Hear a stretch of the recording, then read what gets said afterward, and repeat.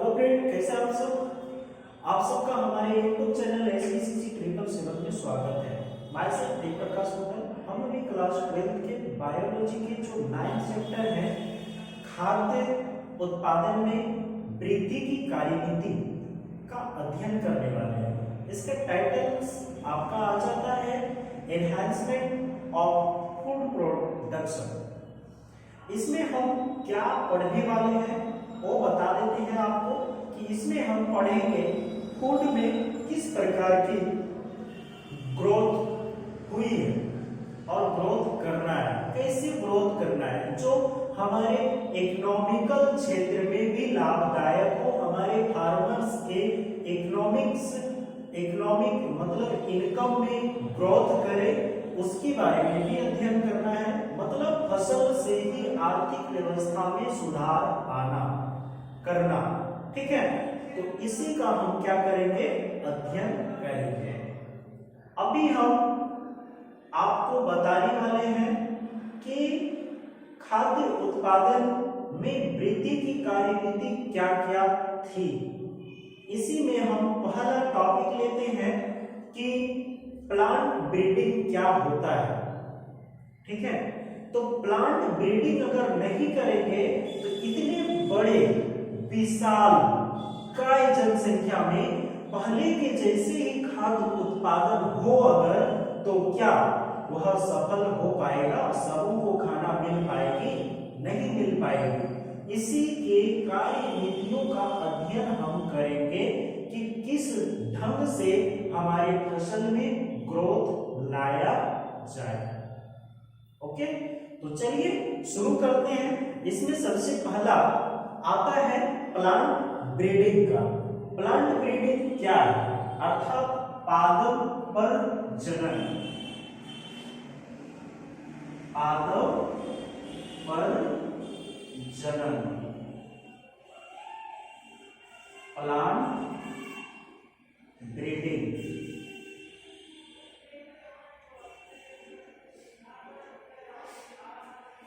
इसमें क्या करना है, तो प्लांट ब्रीडिंग है क्या, पादप प्रजनन वनस्पति विज्ञान की एक अप्लाइड की गई शाखा है।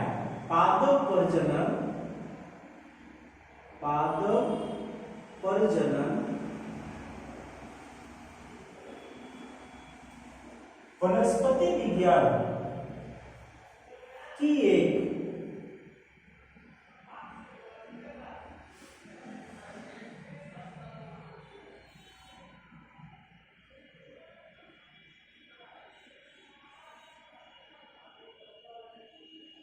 अप्लाइड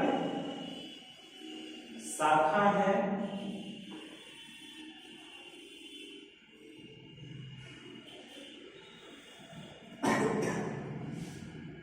जो आर्थिक रूप से महत्वपूर्ण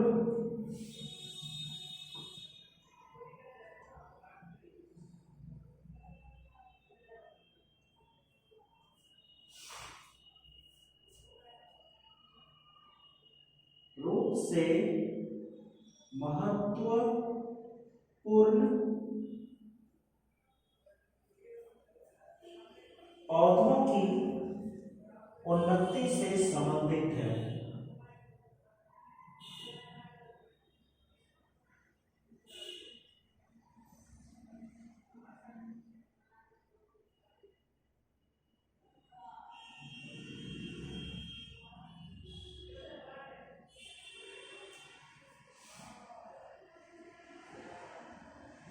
पादप प्रजनन ऐच्छिक रूप से पादप जातियों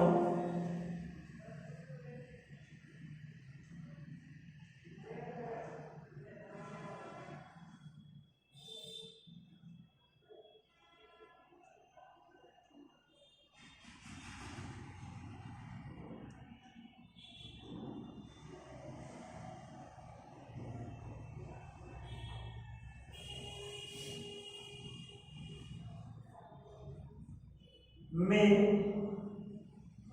किए गए परिवर्तन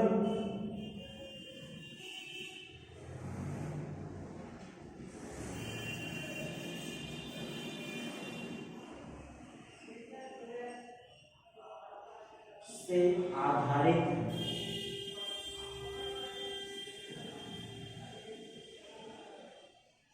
संबंधित है।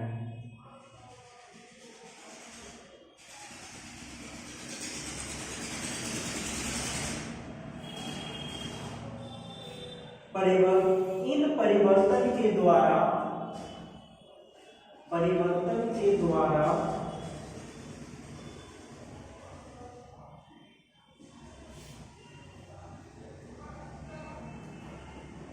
वांछित पौधे उत्पन्न किए जाते हैं।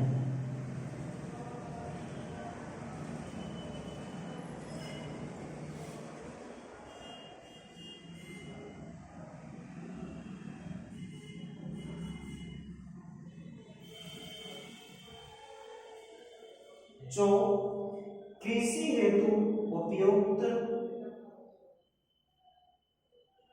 अधिक पैदावार वाले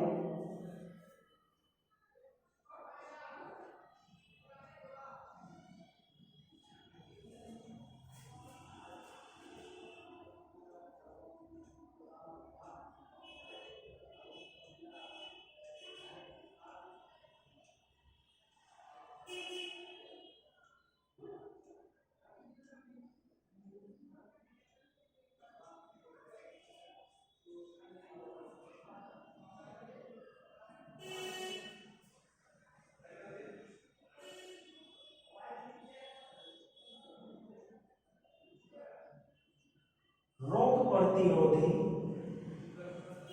प्रतिकूल वातावरण के प्रतिरोधक हो।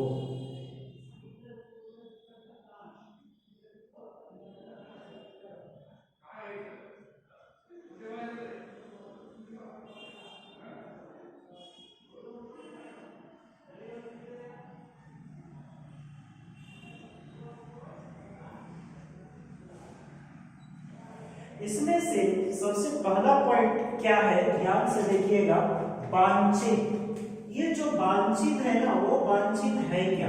तो वांछित वैसे पौधे जिसको हम चाहते हैं, उत्पन्न करना चाहते हैं, वैसे पौधे की उत्पन्न किए जाते हैं जो कृषि के लिए उपयुक्त होते हैं, अधिक पैदावार वाले होते हैं, रोग के प्रति प्रतिरोधी होते हैं और प्रतिकूल वातावरण के प्रतिरोधी होते हैं। इस तरह के प्लांट का ब्रीडिंग में अप्लाइड की जाती है। ऐसे ही प्लांट को बनाया जाता है, हाइब्रिडाइजेशन किया जाता है। ओके, ये है आपका प्लांट ब्रीडिंग। तो हम प्लांट ब्रीडिंग को शॉर्ट में लिख सकते हैं, क्या बोल के, कि पादप प्रजनन वह तकनीक है, लिखिए, पादप प्रजनन में लिखना है, पादप प्रजनन वह तकनीक है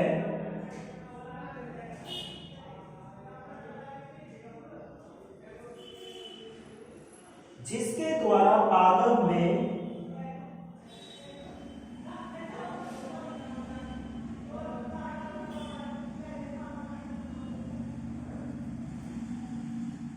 आधुनिक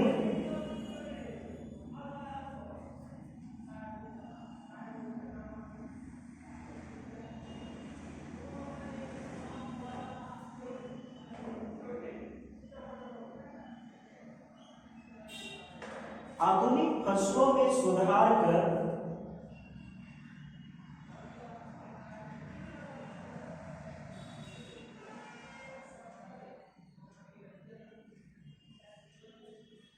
इनका प्रयोग मानव जातियों के आर्थिक लाभ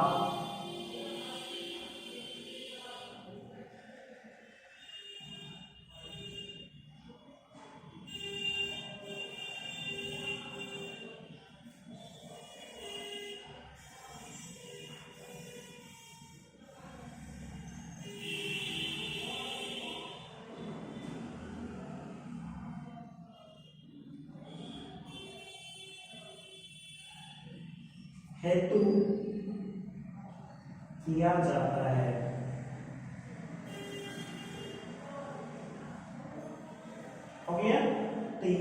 पादप प्रजनन।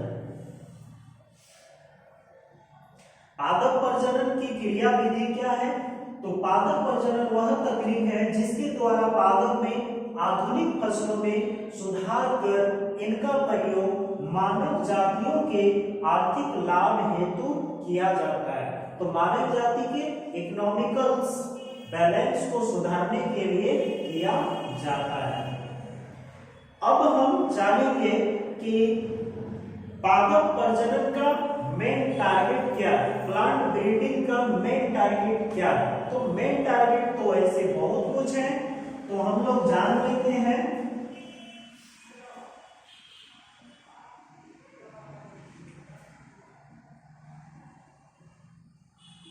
प्लांट ब्रीडिंग का मेन टारगेट,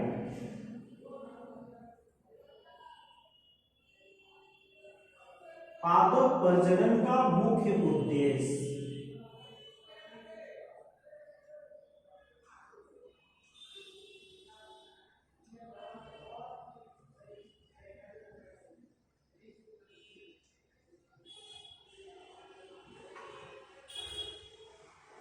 ठीक है।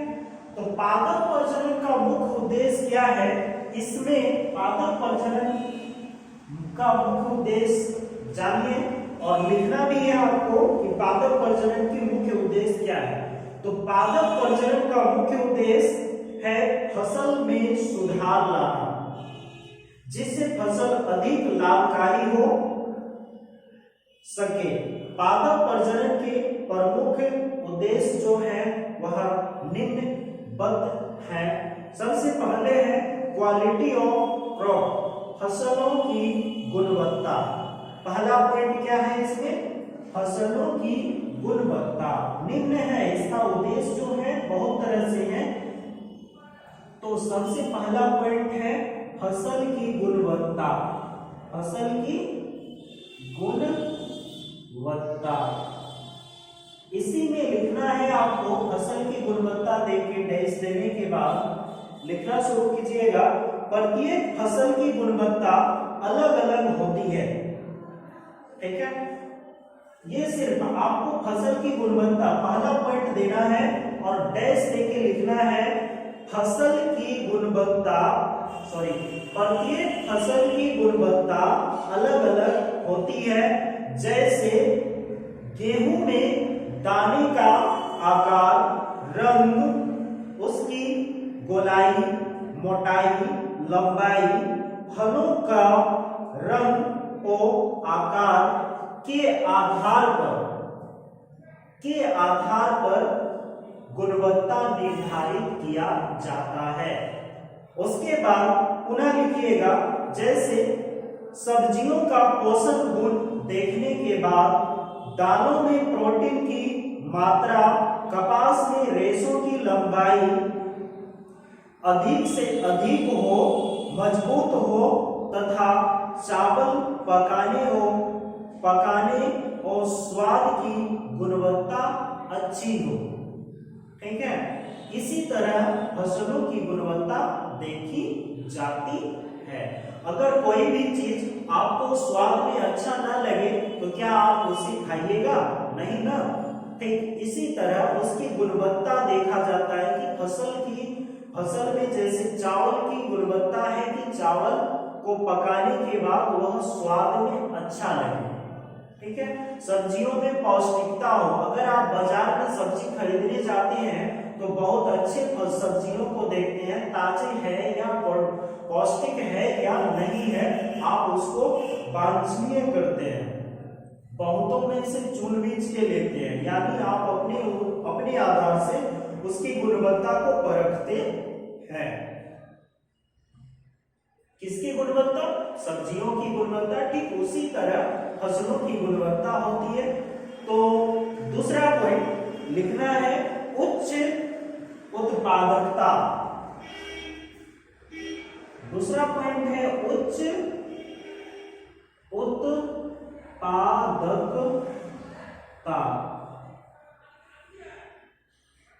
उच्च उत्पादकता लिखने के बाद डैश लीजिएगा और लिखिएगा प्लांट ब्रीडिंग का प्रमुख उद्देश्य फसलों की उत्पादन क्षमता को बढ़ाना है। प्लांट ब्रीडिंग का प्रमुख उद्देश्य है कि फसलों की उत्पादन क्षमता को बढ़ाना है। अनाज उत्पादकता हो, तेल उत्पादकता, रेशों की उत्पादकता और गन्ने की उत्पादकता अच्छी हो। फसलों की उत्पादन क्षमता में यह सुधार उच्च उत्पादक प्रजाति या फिर हाइब्रिड प्रजाति का प्रयोग करके किया जा सकता है। ठीक है, दूसरा पॉइंट में लिखिएगा उसी में, उत्पादन में वृद्धि के लिए भारतीय कृषि अनुसंधान संस्थान IARI, उसके बाद है जीबी पंत कृषि विश्वविद्यालय जो पंतनगर में स्थित है, और IARI नोएडा दिल्ली में स्थित है, पंजाब कृषि विश्वविद्यालय आदि अनेक संस्थानों ने गेहूं की लगभग 600 नई प्रजातियां तैयार की, जिनसे मुख्य गेहूं की प्रजाति वो है जो कल्याण सोना। ठीक है, 600 प्रजाति गेहूं का तैयार हुआ। ठीक है, कितने? 600 प्रजाति किसका? गेहूं का, जिसमें मुख्य गेहूं कौन सा है? कल्याण सोना। कल्याण सोना की संख्या कितनी है? कल्याण सोना एक गेहूं का नाम है। इस गेहूं की प्रजाति 264 है। कितनी है? 264। ये एग्जाम में पूछ सकता है, पूछा जाता है, इसलिए बता दिए। कल्याण सोना 264। उसके बाद लिखिएगा जिसमें मुख्य गेहूं की प्रजाति वो है कल्याण सोना 264 नहीं 227 है। उसके बाद सोनारा 64 है। एक गेहूं का नाम है सोनारा, वो कितने हैं? 64। ठीक है, उसके बाद NP4 NP52 इत्यादि अनेक प्रजातियों का खोज किया गया है। ठीक है, ये था आपका उच्च उत्पादकता वाले बीज प्लांट। ठीक, तीसरा पॉइंट लिखिएगा आप,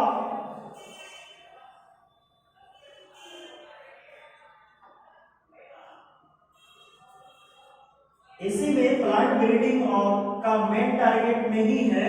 तीसरा पॉइंट क्या है? तीसरा पॉइंट में लिखेगा विषाक्त फसलों के प्रति प्रतिरोधकता। विषाक्त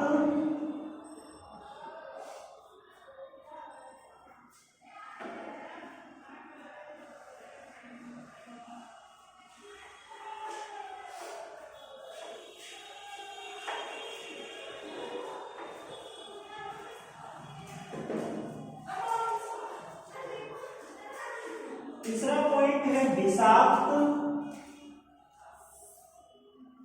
फसलों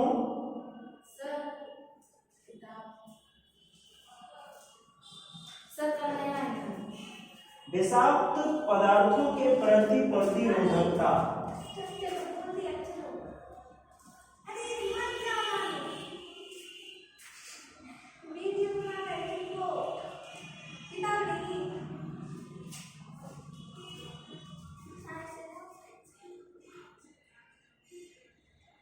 विषाक्त पदार्थों के प्रति प्रतिरोधकता में क्या लिखना है? आप डैश देके लिखना शुरू कीजिए। पादप प्रजनन का प्रमुख उद्देश्य पादप प्रजातियों में विषाक्त पदार्थों के प्रति प्रतिरोधकता उत्पन्न करना भी है, जिससे मानव जाति के प्रयोग हेतु सुरक्षित हो सके। ठीक है, जैसे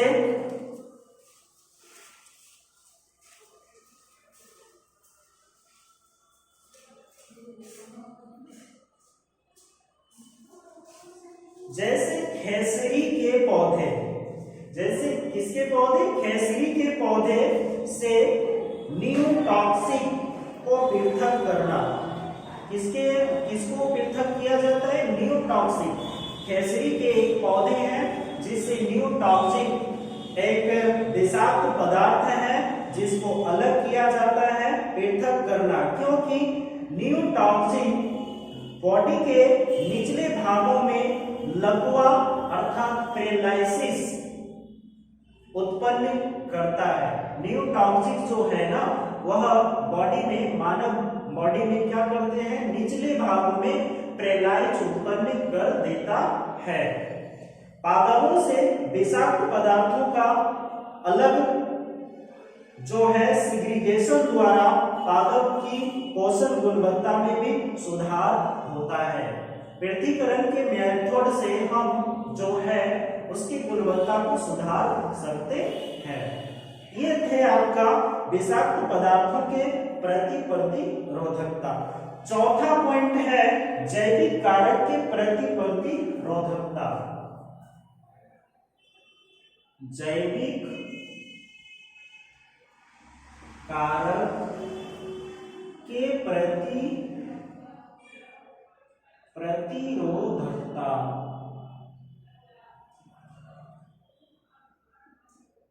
ये है जैविक कारक, ठीक है। तो जैविक कारक के प्रति प्रतिरोधकता क्या है, तो हर वर्ष एवरी ईयर अनेक प्रकार के कीट फसलों में रोग उत्पन्न करते हैं। हर साल कीट जो है ना फसलों में क्या करते हैं, रोग उत्पन्न करते हैं। भारी मात्रा में फसलों की हानि हो जाती है। इस रोग के कारण भारी मात्रा में फसलों की हानि होती है। इस प्रकार के नुकसान को कम करने का एकमात्र साधन फसलों को जेनेटिकली रूप से प्रतिरोधी बनाना होता है, अर्थात आनुवांशिक रूप से प्रतिरोधी बनाना होता है।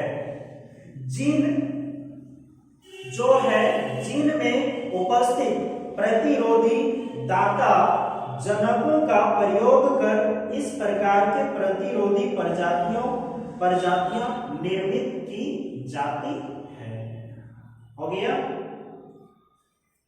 ये था आपका जैविक कारक के प्रति प्रतिरोधकता। अब हम अध्ययन करेंगे इसका परसुप्तता।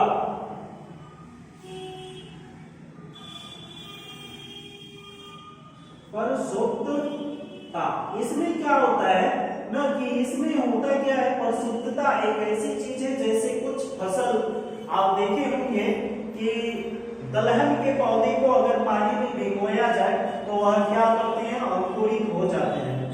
तो उसकी परसुप्तता होती है जिसको पानी में भिगाने के बाद वह माइग्रेट करते हैं, इसके पहले वह माइग्रेट नहीं करते हैं। तो परसुप्तता यानी डॉर्मेंसी क्या चीज है, उसको लिखने के बाद आप लिखिएगा गेहूं, मूंग, चना आदि के फसल पकने के समय अगर बरसात हो जाए तो इस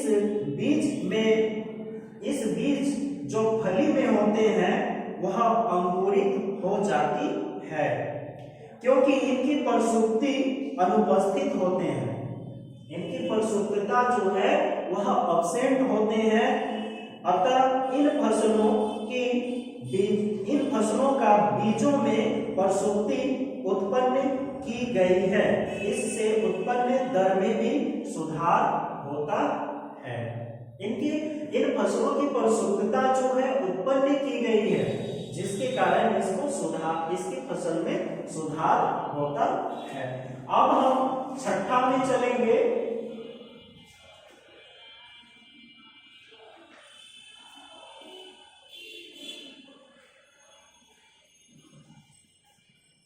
छठा में चल रहे हैं नई ऋतु के लिए किसमें तैयार करना। नई ऋतु के लिए किसमें तैयार करना।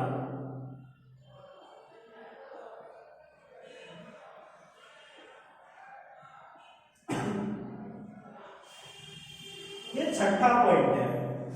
तो छठा पॉइंट में नई ऋतु के लिए किसमें तैयार करना क्या है, इसको लिखने के बाद नई ऋतु के लिए किसमें तैयार करना, लिखने के बाद डैश देके लिखिएगा पादप प्रजनन के लिए वैज्ञानिकों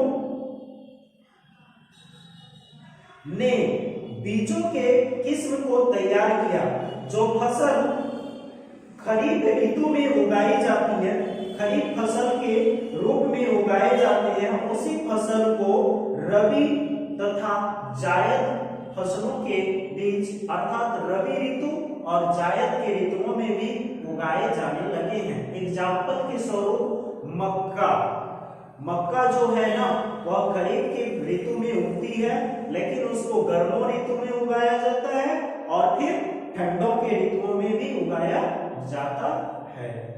ठीक है, तो इसका एक एग्जाम्पल आई नई ऋतु के लिए किसमें तैयार करना, किसका एग्जाम्पल है, जैसे मकई, जैसे मक्का। ठीक है, आगे 7वां पॉइंट है आपका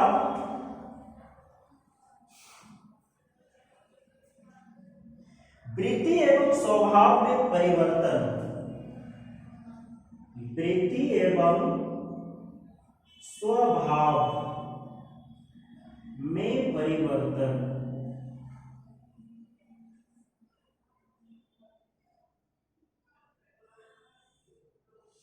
वृत्ति एवं स्वभाव में परिवर्तन, आखिर ये इसमें क्या है, तो ध्यान से वृत्ति एवं स्वभाव में परिवर्तन लिखने के बाद डैश लिखिएगा और शुरू कीजिएगा धान एवं गेहूं के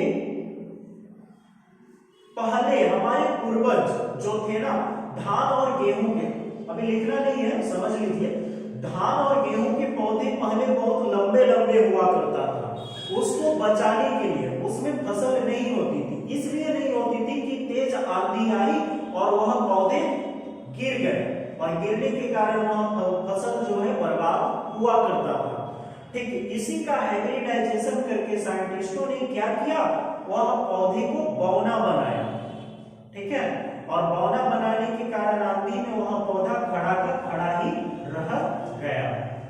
ठीक, इसी तरह आप लिखना शुरू कीजिएगा वृत्ति एवं स्वभाव में परिवर्तन देने के बाद डैश कीजिएगा और लिखिएगा धान एवं गेहूं के बौने किस्म के विकास से इनके उत्पादन में अत्यधिक वृद्धि हुई है। आंधी या तेज वर्षा या जल के भरे होने की स्थिति में भी बौने किस्म के पौधे खड़े रह जाते हैं तथा फसलों के उपज में वृद्धि करके उत्पादन बढ़ाया गया और बढ़ाया जा सकता है। ठीक है, अब एक पॉइंट बच रहा है, उसको लिख लेना है अभी के लिए। 7वां हो गया, 8वां पॉइंट आप लिख लीजिए।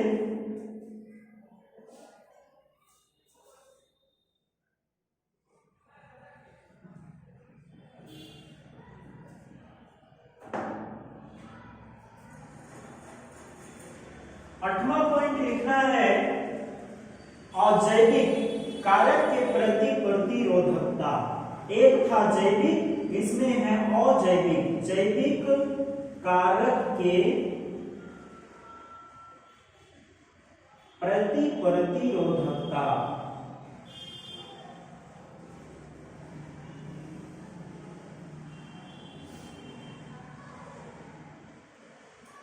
अब अजैविक कारक के प्रति प्रतिरोधकता आखिर है क्या, तो अजैविक कारक के प्रति प्रतिरोधकता में अजैविक कारक के प्रति प्रतिरोधकता लिखने के बाद आप डैश दीजिए और लिखिए फसलों पादप के फसली पादप के विभिन्न प्रकार के अजैविक कारक हैं, जैसे टेम्परेचर, ड्राफ्टनेस, एयर, ड्यू इत्यादि। अर्थात इसको हिंदी में लिखना है तापमान, सूखा, वायु, कोहरा इत्यादि भी प्रभावित करते हैं। अतः पादप प्रजनकों के द्वारा ऐसी वायुमंडलीय परिस्थितियां के प्रतिरोधी प्रजातियों को विकसित करना ही पादप प्रजनन का मुख्य उद्देश्य है। चूंकि भारत के अधिकांश क्षेत्र कृषि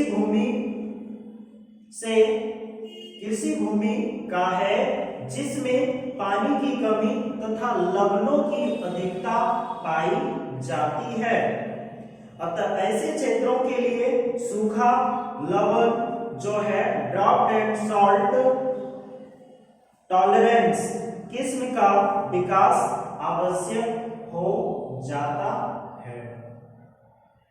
ठीक, तो इस तरह से आपको जो है क्या क्या मिला, हमने फूड प्रोडक्शन के लिए मेन टारगेट क्या किए, पादप के प्रजनन। ठीक है, तो पादप के प्रजनन किस लिए करवाया गया, हाइब्रिडाइजेशन किस लिए करवाया गया, इसी को बताया गया। इस चैप्टर में यही बताना है कि किस ढंग से फूड का प्रोडक्शन में किस तरह की क्रियाकलाप किया गया, जिसके कारण आज पहले क्या हुआ करता था ना कि 1 बीघा खेतों में गेहूं की उपज जो होती थी वह अधिक से अधिक एक क्विंटल, 1.5 क्विंटल या तो फिर आपका एक क्विंटल 60 केजी, 70 केजी, 80 केजी हुआ करता था। लेकिन अभी जैसे ही ये कार्यविधियों का उपयोग खेतों में करने लगा तो 1 बीघा खेतों में लगभग 8 से 10 अर्थात 10 मन के तरह गेहूं उपज जाते हैं, यानी 4 क्विंटल के तरह गेहूं हो जाते हैं। ठीक है, तो इसी तरह से क्रिया नीति यानी कार्य नीति को चेंजेस किया गया, जो पादप प्रजनन की क्षमता को बढ़ा दिया और फूड का प्रोडक्शन भी ग्रोथ करवा दिया। ठीक है, तो आज का टॉपिक यही खत्म करते हैं। और आज के टॉपिक में यही बताया गया कि आपका प्लांट ब्रीडिंग क्या है, इसका डिफिनेशन हमारे कमेंट बॉक्स में लिख के भेजिएगा। दूसरा क्वेश्चन है कल्याण सोनारा की संख्या कितनी है। ठीक है, कल्याण सोना की संख्या कितनी है। उसके बाद तीसरा क्वेश्चन है कि कल्याण सोना कोमा सोनारा किसकी प्रजाति है, धान की है या फिर गेहूं की है। ठीक है, ये आप हमारे कमेंट बॉक्स में इस क्वेश्चन का आंसर देके सेंड कर दीजिएगा। ठीक है, थैंक यू फॉर वॉचिंग, धन्यवाद।